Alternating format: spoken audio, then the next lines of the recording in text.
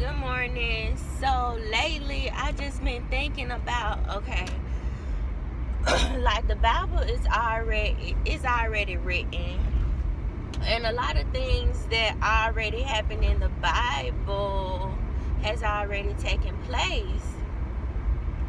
So, but what if we are the generation that can change that Bible chapter? Like, what if we are the people that can change it around, because we're not slaves anymore. We can do whatever we want. We have freedom of speech. We can do whatever we want. We are free. We are living heaven on earth, literally. We have homes, we have cars, we have nice jobs, we are blessed to have grocery stores where we can go to get food. We're allowed to go to different restaurants. We're allowed to just be free to just walk anywhere we want. So what if we're already free? What if we are the generation that can change things around? What if the believers can come together and just glorify Jesus' name together in the atmosphere? Just feel him in the atmosphere, because he's a spirit, so he's going to always be there.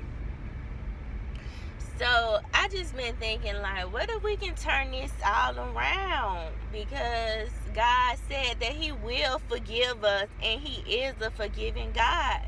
He didn't say, I don't think it say in the Bible that, to me, it's kind of like in Revelations, it's kind of like explaining, like, okay, this is my view of it. Okay, if y'all don't get it together, this is what is going to happen. So I'm showing you what's going to happen, but that haven't happened yet, because we're still together as, one. But with the government, taking away food stamps and stuff like that, they're actually trying to lock us back down. God put food stamps and, public housing here for the people, the poor people, because he really care about the poor people. He care about anybody, but he blessed the rich people to help the poor people. But what if we are the generation that can turn everything around? Because I noticed that things don't get out of control until we the people get out of hand. We the people kill each other. We are gods. God live inside of us, and like you just shot a God that has a great plan in him. One day he will be great. You just hurt her, and she has a God in her. Her heart is pure, her heart is beautiful, but you're still hurting her, and that's not fair. You're hurting God when you hurt other people.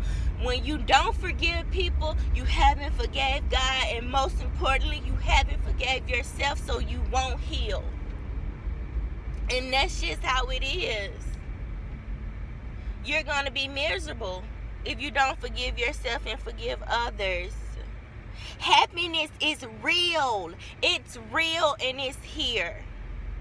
But what if we are the generation that can turn things around? Just think about it. God said that we're living heaven on earth already, and I feel it because he's here. We have peace, we have fresh air, we don't have to go out in the fields, we have nice jobs, we have nice cars, we have a beautiful families, but we're just killing one another, and that's how the world is slowly ending. People don't know the truth.